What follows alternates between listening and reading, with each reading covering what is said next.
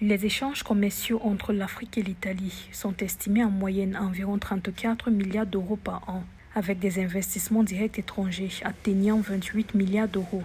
L'Italie est devenue en 2018 le 6e investisseur mondial en Afrique, selon la Conférence des Nations Unies sur le commerce et le développement. Une relation stratégique que l'Italie veut redynamiser à travers la tenue les 28 et 29 janvier 2024 à Rome du premier sommet Italie-Afrique. Une vingtaine de chefs d'État et de gouvernement africains ont fait le déplacement pour cette rencontre, initialement prévue début novembre 2023, mais reportée en raison du contexte sécuritaire mondial.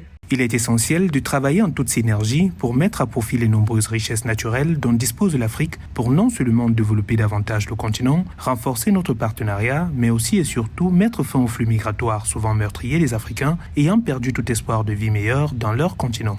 La coopération énergétique était au centre du sommet Italie-Afrique, avec notamment un vaste programme d'investissement prévu entre les deux parties. L'objectif est de sécuriser l'approvisionnement de l'Union européenne en produits énergétiques, alors que l'Afrique possède environ 60% de toutes les zones appropriées au monde pour la production d'énergie solaire, selon des experts. L'Italie souhaite aussi sécuriser ses approvisionnements en gaz. La réduction de l'immigration clandestine vers l'Europe, la coopération dans les domaines de la santé, de l'éducation, des infrastructures et de l'agriculture étaient également au cœur des discussions.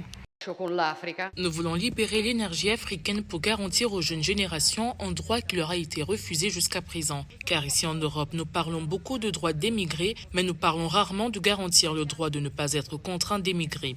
L'Afrique et l'Italie sont également liées par une importante présence militaire italienne dans le Sahel, notamment au Niger, au Tchad et au Mali, mais aussi en Libye et en Tunisie. Le gouvernement italien prévoit par ailleurs d'allouer à l'Afrique 70% de son fonds pour le climat, un programme d'investissement visant à promouvoir des projets environnementaux internationaux.